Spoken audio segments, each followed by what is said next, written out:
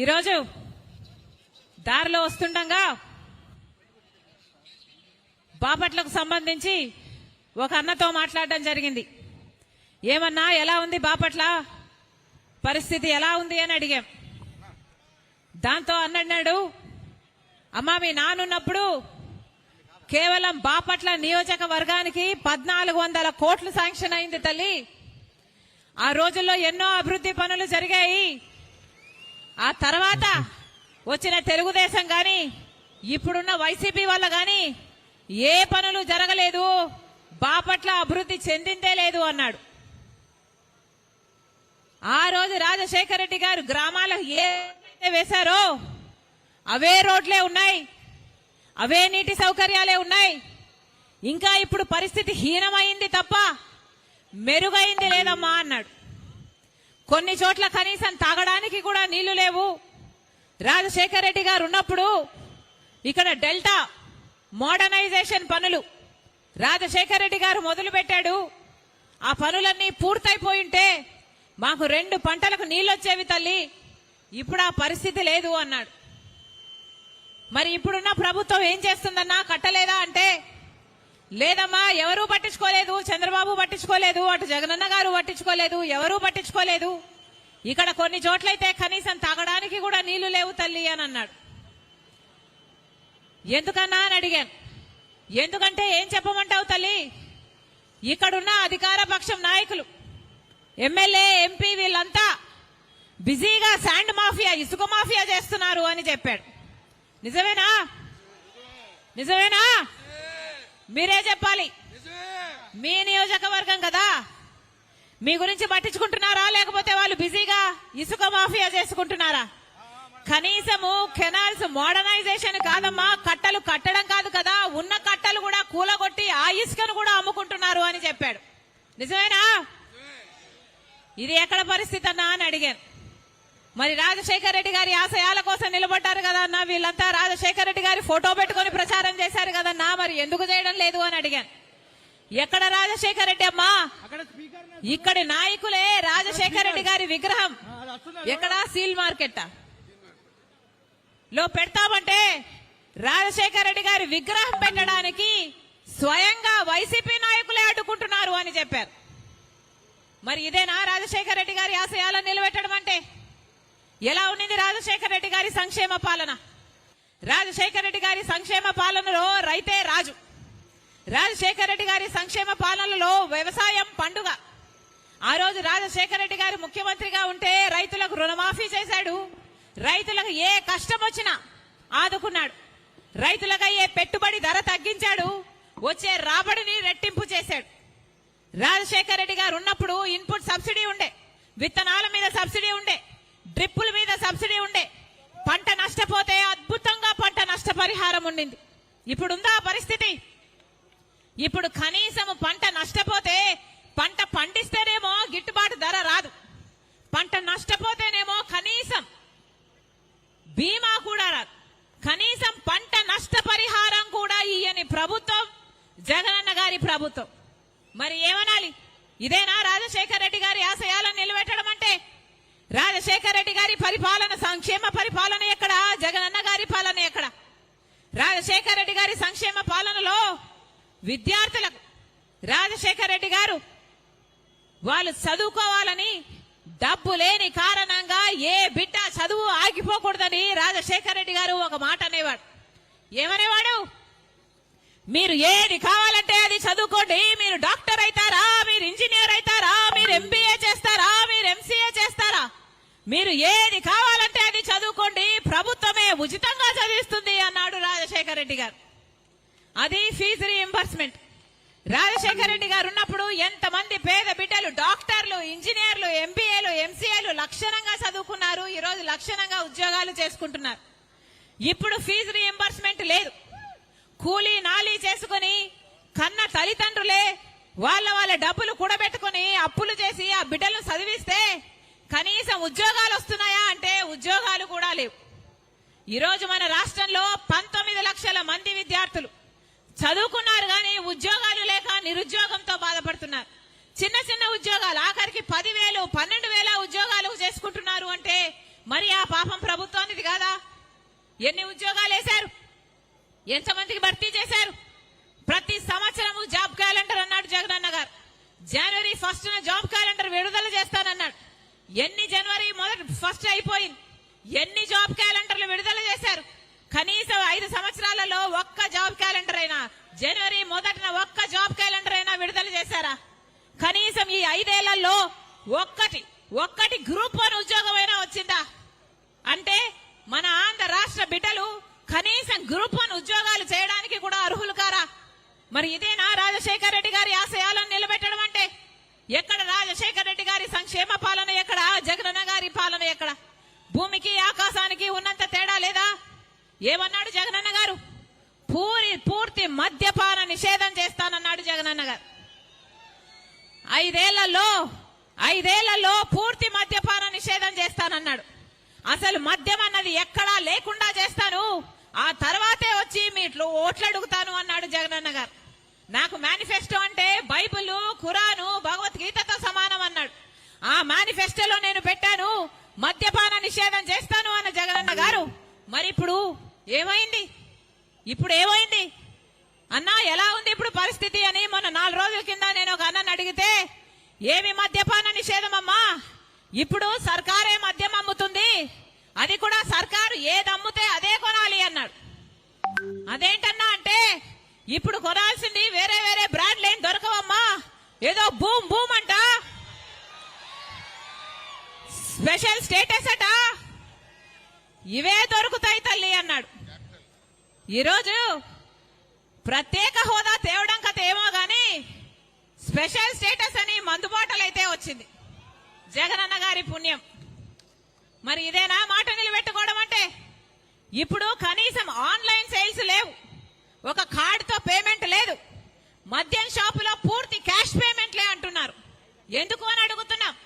అంటే రాష్ట్రానికి వచ్చే ట్యాక్సులు రావటం లేదు, కేంద్రానికి వచ్చే ట్యాక్సులు పోవటం లేదు. అయినా కూడా పూర్తి అక్రమం అయినా కూడా యథేచ్ఛగా మద్యం అమ్ముకుంటున్నారు. ఏం చేతనైంది? ఈ 10 సంవత్సరాలైంది, 10 సంవత్సరాలైంది మనకు రాష్ట్రం ఏర్పడి. మరి ఈ 10 సంవత్సరాలలో కనీసం ఒక్క అడుగన్నా ముందుకేసావా?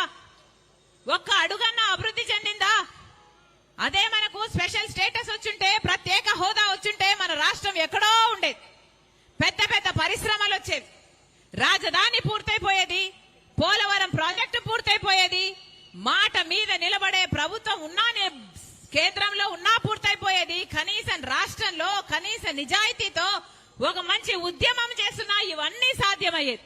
కానీ ఆలోచన చేయండి, 10 సంవత్సరాలైంది రాష్ట్రం ఏర్పడి, ఇప్పటి వరకు మనం ఒక్కటి కూడా సాధించుకోలేదు. మరి మనం ఏం అభివృద్ధి చెందినట్టు? కనీసం ఈ 10 సంవత్సరాలలో మా రాజధాని ఇది అని గొప్పగా చెప్పుకోవడానికి కనీసం ఒక రాజధాని అయినా ఉందా? 20 లక్షల ఎకరాలకిచ్చే నీళ్లిచ్చే పోలవరం ప్రాజెక్టు పూర్తయిపోతే పెద్ద పరిశ్రమలు రాకపోయినా మన కాళ్ళ మీద మనం నిలబడేవాళ్ళు, మన రైతులు మన కాళ్ళ మీద వాళ్ళు నిలబడేవారు. పోనీ అదైనా అయిందంటే అది కాలేదు. పెద్ద పరిశ్రమలు వస్తే మన బిడ్డలకు ఉద్యోగాలు వస్తాయి కదా అంటే ఒక్కరంటే ఒకరు, అటు చంద్రబాబు గారైనా ఇటు జగనన్న గారైనా ఒక్క నిజమైన ఉద్యమమైనా చేశారా? ఆ రోజు బీజేపీ పార్టీ చెప్పిన మాట 5 సంవత్సరాలు కాదు 10 సంవత్సరాలు ఇస్తామన్నారు. తిరుపతిలో మోడీ గారు అదే పనిగా సభ పెట్టి ఆంధ్ర రాష్ట్ర ప్రజలకు వాగ్దానం చేశాడు, 10 సంవత్సరాలు ప్రత్యేక హోదా ఇస్తామన్నారు. ఆ రోజు చంద్రబాబు గారు అన్న మాట 10 సంవత్సరాలు అయిపోదు, 15 సంవత్సరాలు కావాలి అన్నాడు. ఆ తర్వాత 15 సంవత్సరాలు అన్న చంద్రబాబు గారు ముఖ్యమంత్రి అయితే కనీసం ఒక్కసారైనా ప్రత్యేక హోదా కావాలి అని బీజేపీతో కొట్లాడలేకపోయాడు, ఒక్క నిజమైన ఉద్యమం చేయలేకపోయాడు. ఆ రోజుల్లో జగనన్న గారు ప్రతిపక్ష నాయకుడు. ఆ రోజుల్లో జగనన్న గారు చెప్పిన మాట, నిరాహార దీక్షలు చేశాడు, ప్రత్యేక హోదా ఎందుకు ఇవ్వడం లేదు, ఎందుకు కొట్లాడటం లేదు అని నిలదీశాడు. ఆ రోజుల్లో జగనన్న గారు చెప్పిన మాట, అందరం మూకుమ్మడిగా రాజీనామాలు చేద్దాం, కేంద్ర ప్రభుత్వం ప్రత్యేక హోదా ఎందుకు ఇవ్వదో చూద్దాము అన్నాడు జగనన్న గారు. మరి జగనన్న గారు ముఖ్యమంత్రి అయినాక ప్రత్యేక హోదా కోసము ఎంతమంది రాజీనామాలు చేశారు? మూకుమ్మడిగా ఎంతమంది రాజీనామాలు చేశారు? రాజీనామాలు కాదు కదా, కనీసం ఒక్కసారైనా ప్రత్యేక హోదా కావాలి అని మీరు మోడీ గారిని నిలదీయగలిగారా? ఒక్క నిజమైన ఉద్యమమేనా చేయగలిగారా? మీరా మాట మీద నిలబడేది. రాజశేఖర రెడ్డి గారు మాట తప్పకుండా మడమ తిప్పకుండా పరిపాలన చేశారు. మాట కోసం ప్రాణమైనా ఇచ్చేవాడు రాజశేఖర రెడ్డి గారు. మరి ఏమైంది? జగనన్న గారు పూర్తి మద్యపాన నిషేధం అన్నాడు, ఆ మాట నిలబెట్టుకోలేదు. ప్రత్యేక హోదా అన్నాడు, ఆ మాట నిలబెట్టుకోలేదు. మరి ఇదేనా రాజశేఖర రెడ్డి గారి ఆశయాలను నిలబెట్టడం అంటే? ఈరోజు మన రాష్ట్రంలో 8 లక్షల కోట్ల అప్పుల కుప్ప ఉంది. 8 లక్షల కోట్ల అప్పులు చేశాడు జగనన్న గారు. పోనీ ఇంత డబ్బు తెచ్చారే, మన రాష్ట్రంలో దేనికైనా డబ్బుందా? దేనికి డబ్బుంది? బీడి బిచ్చము కళ్ళు ఉద్దరా అని ఒక సామెత ఉంది, విన్నారా? బీడి బిచ్చం కళ్ళు ఉద్దర. ఈరోజు 8 లక్షల కోట్ల అప్పు తెచ్చారు కానీ దేనికి డబ్బు లేదు. రాజధాని కడదామంటే డబ్బు లేదు, పోలవరం కట్టుకుందామంటే డబ్బు లేదు, పెద్ద పెద్ద పరిశ్రమలు పెట్టుకుందామంటే డబ్బు లేదు, ఆఖరికి రోడ్లు వేసుకుందామంటే డబ్బు లేదు, జీతాలు ఇవ్వాలంటే డబ్బు లేదు, ఫీజు రీయింబర్స్మెంట్ ఇవ్వాలంటే డబ్బు లేదు. ఇదిగో ఇక్కడ అన్నలు ఉన్నారు, వీళ్ళ పెన్షన్ పాలసీ మార్చి వాళ్ళ కడుపులు కొడుతున్నారు, వాళ్ళ జీవితాలను కొడుతున్నారు, వాళ్ళ కుటుంబాలంతా రోడ్ల మీద పడతాయి అని ఎంతమంది ఎంప్లాయీస్ చెప్తున్నారు. సిపిఎస్ వద్దంటున్నారు, ఓపీఎస్ కావాలని అంటున్నారు. కాంగ్రెస్ పార్టీ అధికారం లేకొచ్చినాక పాత పద్ధతిలోనే మీకు ఓపీఎస్ ఉంటుంది అని ఈ విషయాన్ని మేనిఫెస్టోలో కూడా పెడతామని మాటిస్తున్నాం. ఏమైంది? ఒక్క రకంగానైనా బాగుపడ్డామా? ఒక్క రకంగానైనా సాధించుకోగలిగామా? 8 లక్షల కోట్ల అప్పుల కుప్ప ఈ రోజు మన రాష్ట్రం నెత్తి మీద ఉంది. దీనికి ఎవరు సమాధానం చెప్పాలి? రాజశేఖర రెడ్డి గారు బ్రతికున్నప్పుడు రాజశేఖర రెడ్డి గారు ప్రజల మనిషి, ప్రజల మధ్యలో బ్రతికిన మనిషి. ప్రజలకు ఏ కష్టం వస్తే అక్కడికి ఉరుక్కుంటూ వెళ్లేవర్షి రాజశేఖర రెడ్డి గారు. ఆఖరికి రాజశేఖర రెడ్డి గారు చనిపోయింది కూడా ఎలా చనిపోయారు? రచ్చబండకని ప్రజల దగ్గరికి వెళ్తూ చనిపోయాడు రాజశేఖర రెడ్డి గారు. అది రాజశేఖర రెడ్డి గారు, అది వైఎస్ఆర్ మార్క్. ఇప్పుడు జగనన్న గారు పెద్ద పెద్ద కోటలు కట్టుకున్నారు, ఎప్పుడు ప్రజల మధ్యలోకి రారు. ఇప్పుడు ఎలక్షన్లో ఇచ్చాయి కదా అని ఇప్పుడు వస్తున్నారు జగనన్న గారు. ఇప్పుడు సిద్ధమని బయలుదేరారు. దేనికి సిద్ధం సార్ అని అడుగుతున్నాం. మళ్ళీ 8 లక్షల కోట్ల అప్పు చేయడానికి మీరు సిద్ధమా? మళ్ళీ బీజేపీ పార్టీతో అక్రమ పొత్తు పెట్టుకోవడానికి మీరు సిద్ధమా? మళ్ళీ బీజేపీతో మీ దోస్తీ కోసం మళ్ళీ ప్రత్యేక హోదాను తాకట్టు పెట్టడానికి మీరు సిద్ధమా? మళ్ళీ పూర్తి మద్యపాన నిషేధం అని మోసం చేయడానికి మీరు సిద్ధమా? 25 లక్షల పేదలకు ఇల్లులు కడతామని మళ్ళీ మోసం చేయడానికి మీరు సిద్ధమా? దేనికి సిద్ధం? మళ్ళీ ఇసుక మాఫియా, శాండ్ మాఫియా, ఇసుక మాఫియా, లిక్కర్ మాఫియా, మళ్ళీ మైనింగ్ మాఫియా దోచుకోవడానికి మీరు సిద్ధమైతే ప్రజలు కూడా మిమ్మల్ని ఇంటికి పంపడానికి సిద్ధం.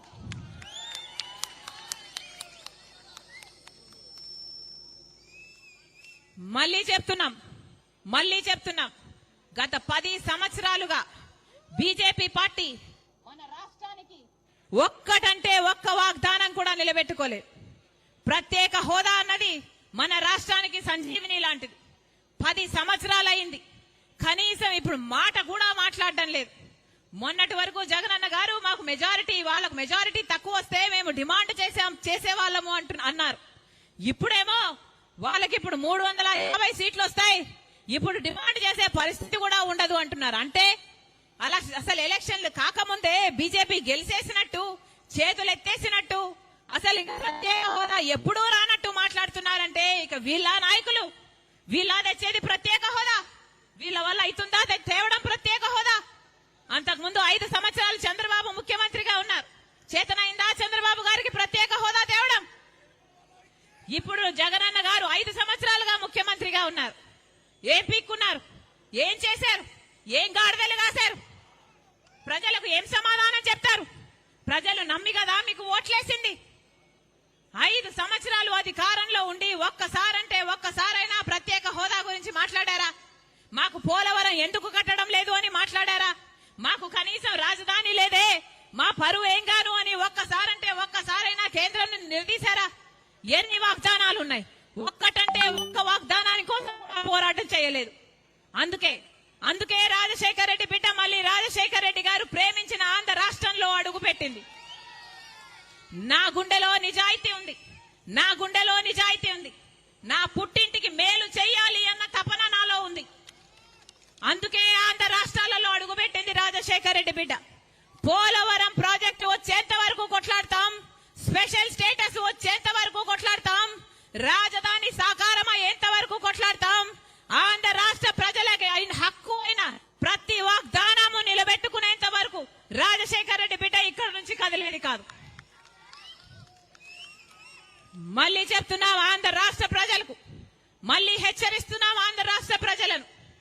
ఇదే బీజేపీ పార్టీతో ఒక్క వాగ్దానం కూడా మనకు నిలబెట్టుకోకపోయినా, ఒక్క రకంగా మనకు మేలు చేయకపోయినా, ఇటు జగనన్న గారు అటు తెలుగుదేశం చంద్రబాబు గారు ఇద్దరు పొత్తు పార్టీలు అయ్యాయి బీజేపీ పార్టీకి.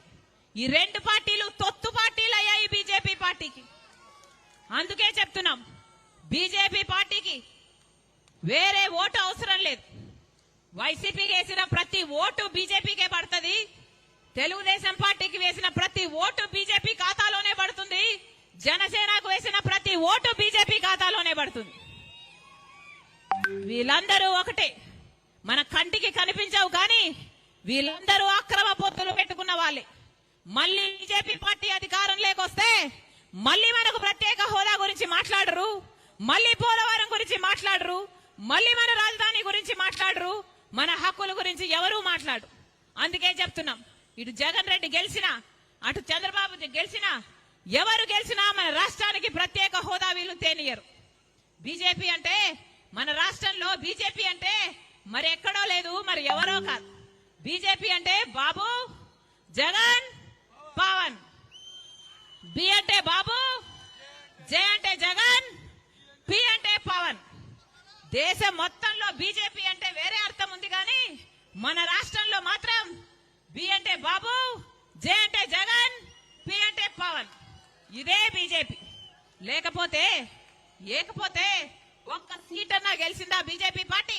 ఒక్క ఎమ్మెల్యే ఉన్నాడా బీజేపీ పార్టీకి ఆంధ్ర రాష్ట్రంలో? ఒక్క ఎంపీ అయినా ఉన్నాడా ఆంధ్ర రాష్ట్రంలో బీజేపీకి? అయినా కూడా ఒక్క ఎంపీని గెలవకపోయినా, ఒక ఎమ్మెల్యేని గెలవకపోయినా ఈరోజు బీజేపీ పార్టీ మన రాష్ట్రంలో రాజ్యం ఏలుతుంది. ఎందుకంటే ఇటు చంద్రబాబు గారు ఇటు జగనన్న గారు బీజేపీ పార్టీకి గులాంగిరి చేస్తున్నారు కాబట్టి, వీళ్ళు తొత్తుల పార్టీలు కాబట్టి. అందుకే చెప్తున్నాం అప్రమత్తంగా ఉండాలి ఆంధ్ర రాష్ట్ర ప్రజలు. మనకు ప్రత్యేక హోదా రావాలి అంటే ఒక్క కాంగ్రెస్ వల్లే సాధ్యమవుతుంది అని మళ్ళీ చెప్తున్నాం. రాహుల్ గాంధీ గారు చెప్పిన మాట, అధికారం లేకొచ్చిన మొట్టమొదటి రోజే మొట్టమొదటి ఫైలు మీద, అది కూడా ఆంధ్ర రాష్ట్రానికి చెందాల్సిన ప్రత్యేక హోదా ఫైలు మీద నేను సంతకం పెడతానని రాహుల్ గాంధీ గారు చెప్పారు. ప్రత్యేక హోదా కావాలి అంటే కాంగ్రెస్ పార్టీ అధికారంలోకి రావాలి. పోలవరం ప్రాజెక్టు పూర్తవ్వాలి అంటే కాంగ్రెస్ పార్టీ అధికారంలోకి రావాలి. రాజధాని తలెత్తుకునేలా మనకు రాజధాని రావాలి అంటే కాంగ్రెస్ పార్టీ అధికారంలోకి రావాలి. మనకు ఏ మేలు జరగాలన్నా, ఏ మేలు మన బిడ్డలకు జరగాలన్నా, ఏ మేలు మన రైతులకు జరగాలన్నా, ఏ ఒక్క మేలైనా మన రాష్ట్రానికి జరగాలన్నా, ఉద్యోగాలు రావాలన్నా, రైతు మళ్ళీ వాళ్ళ కాళ్ళ మీద వాళ్ళు నిలబడాలన్నా కాంగ్రెస్ పార్టీ అధికారంలోకి వస్తేనే ఇది సాధ్యమవుతుందని మరొకసారి రాజశేఖర రెడ్డి బిడ్డ ఇంతమంది ఆంధ్ర రాష్ట్ర ప్రజలకు మనవి చేసుకుంటుంది.